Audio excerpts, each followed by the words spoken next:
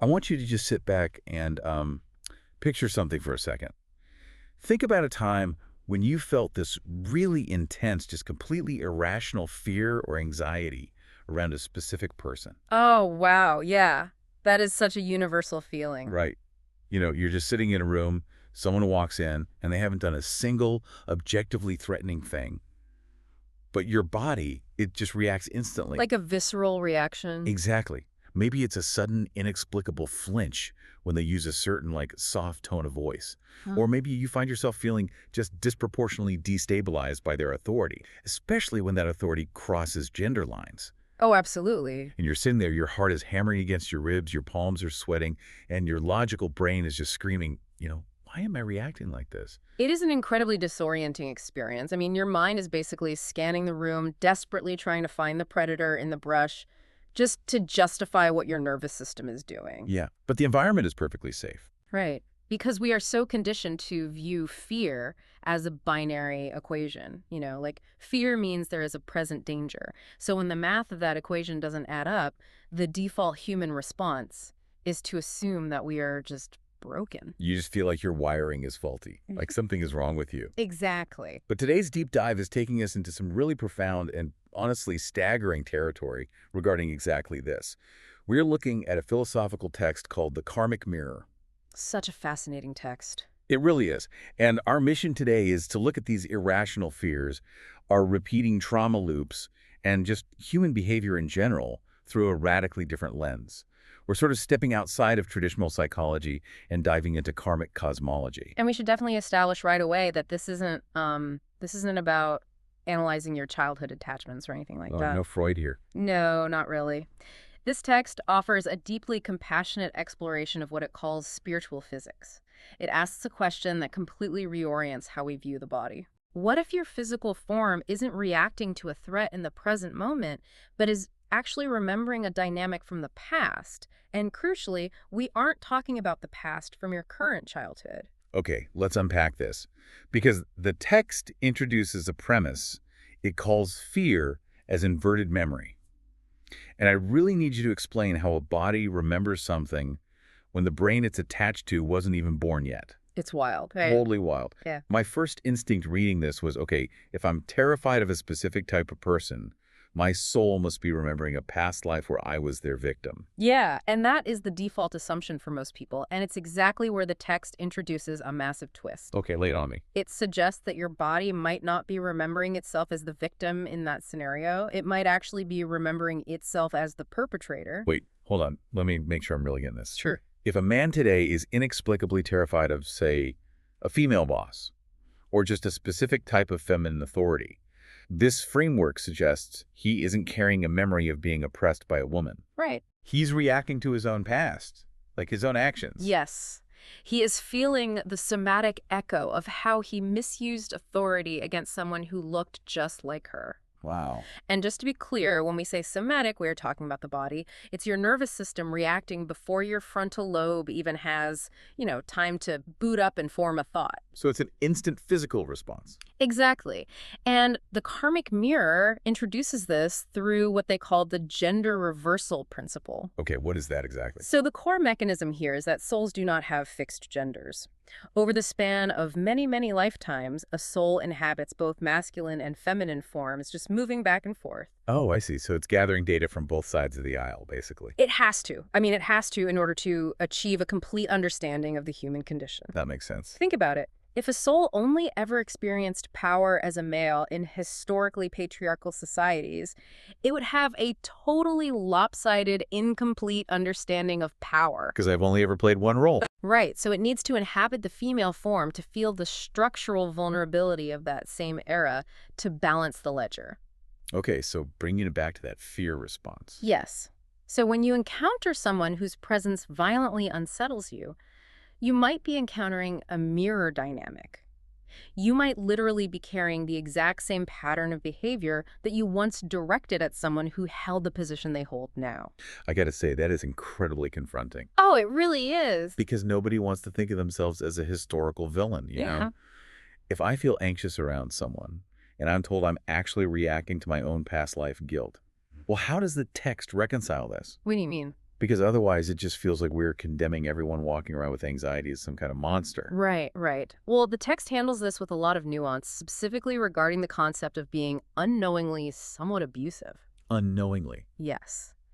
We have to look at how the mechanics of history actually operated. Much of the harm caused by humans wasn't enacted with intentional malice, it was just the cultural water people swam in. So it was just normal life for them. Exactly. We are talking about inherited power structures, normalized dominance, and extreme cultural conditioning. If you lived centuries ago, dismissing or controlling others, especially across gender or class lines, was simply how your world functioned. So people didn't experience themselves as causing harm because society validated their behavior entirely. Precisely. You know, it makes me think of looking back at something you might have said 10 years ago. At the time, maybe it was completely normalized in your friend group. Oh, yeah, we've all been there. Right. But you look back now with a modern, more empathetic lens, and you experience this visceral cringe. You just want to shrink into the floor. That is a great analogy. It is essentially a cosmic cringe.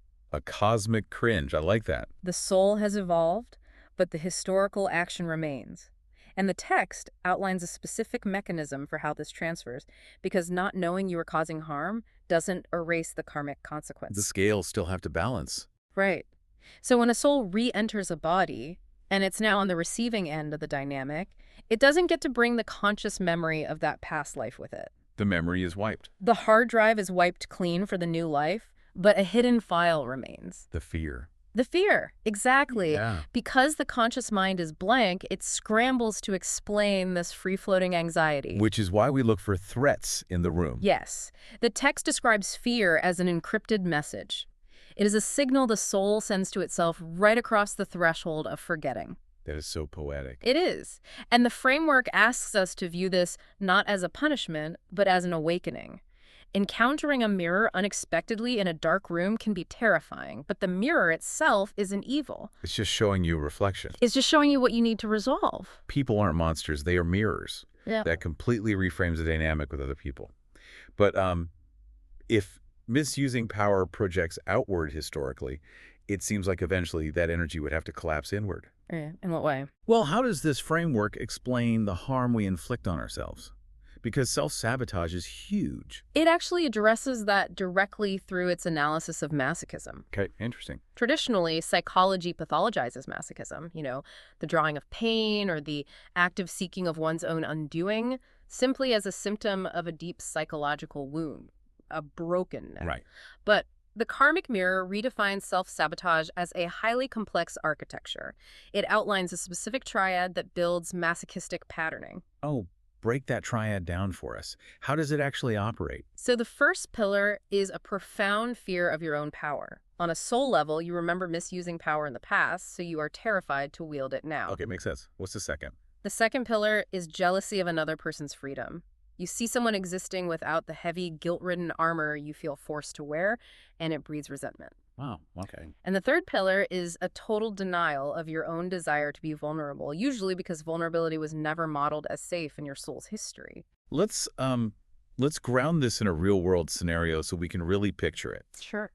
Imagine someone who constantly ruins their own successful relationships. They finally get a healthy partner, and within months, they start picking fights to blow it up. How does the triad work in that specific moment? It operates as a twisted control mechanism.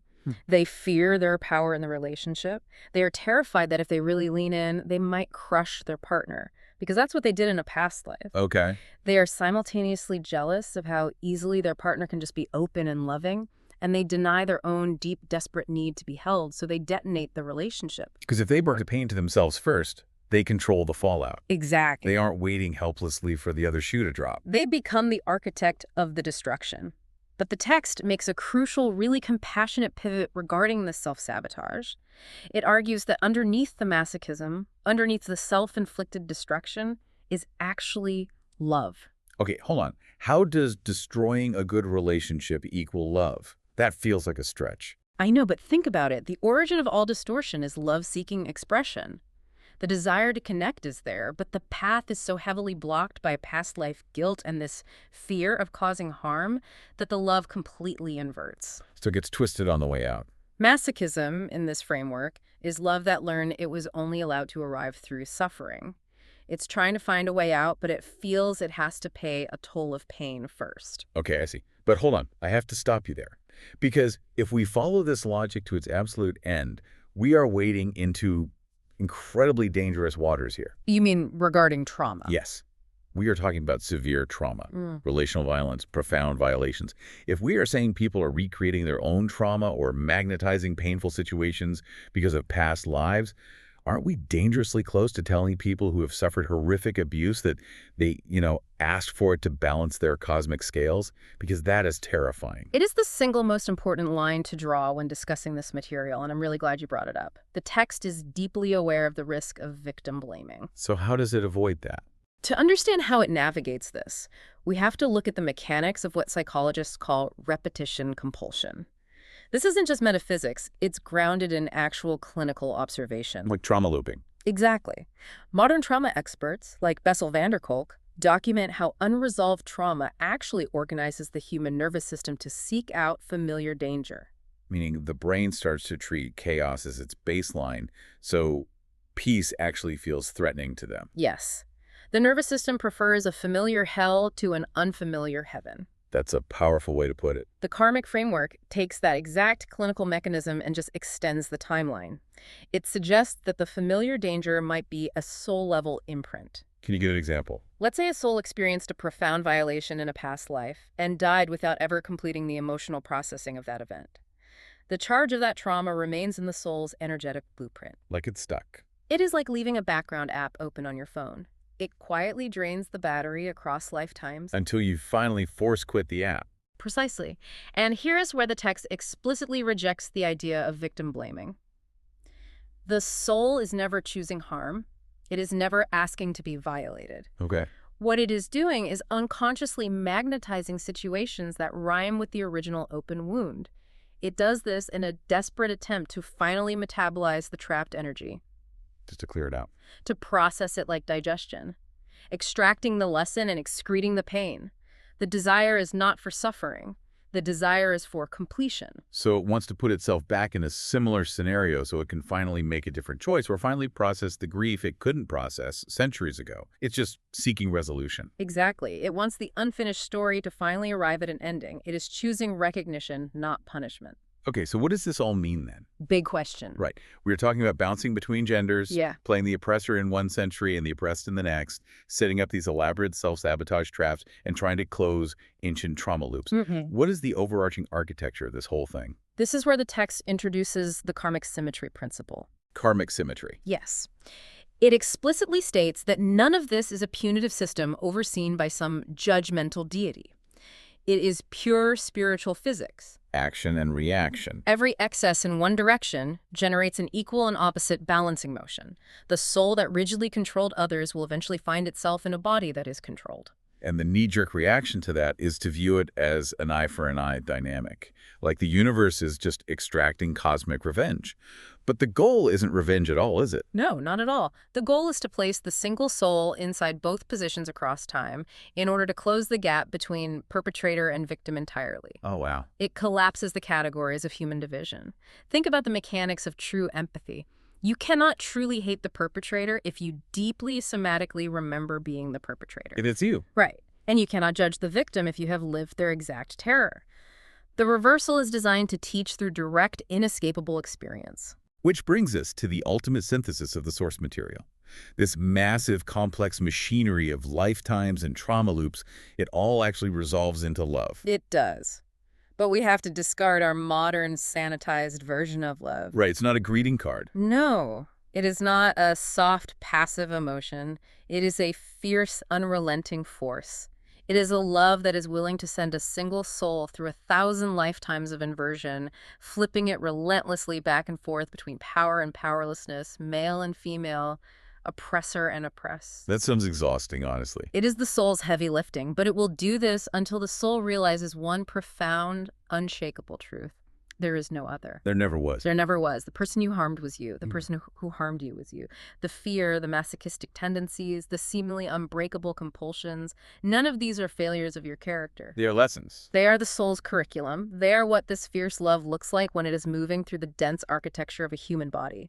a body that aches with a history it cannot consciously name. It is a staggering paradigm shift, really. It takes the darkest parts of the human experience, the irrational fears that wake us up at night, our destructive patterns, our most ingrained traumas, and it just strips away the shame. Beautifully said. Instead of viewing them as pathological failures or proof that we are fundamentally broken, it asks you to see them as a metaphysical curriculum perfectly designed to teach you ultimate empathy. So we want to leave you with a final thought to mull over. Think back to that room we talked about at the very beginning of the deep dive. The person walking in. Right. The next time you are sitting there and you feel an unexplained, irrational fear rising in your body towards someone who hasn't done anything wrong, instead of fighting that feeling or frantically searching for a physical threat to justify your anxiety, Just take a second. what if you paused? What if you took a breath and asked yourself, what is the encrypted message my soul is trying to send me? That changes everything. If, as the text says, it was always love trying to find its way home, how does that completely change the way you view the things that terrify you the most?